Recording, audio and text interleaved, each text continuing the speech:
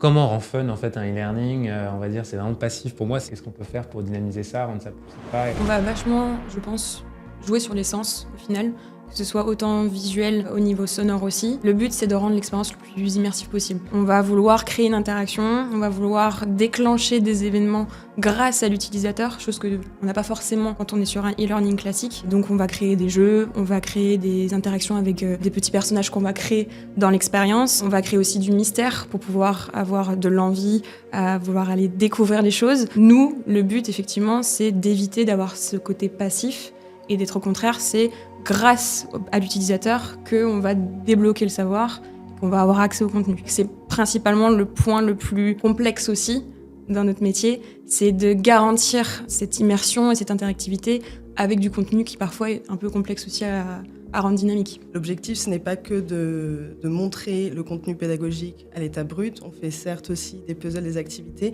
mais ça rentre aussi dans les designs. C'est-à-dire qu'il y a tout l'apprentissage de l'univers. Si on parle d'une collection, j'avais fait un projet pour Chanel où on parlait d'une collection spécifique.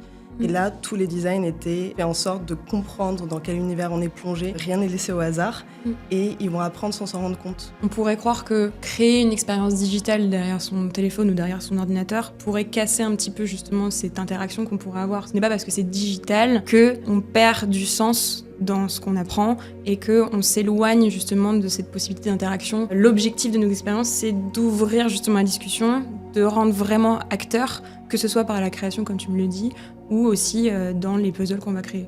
Donc on essaie de casser justement ce côté passif qu'on retrouve régulièrement.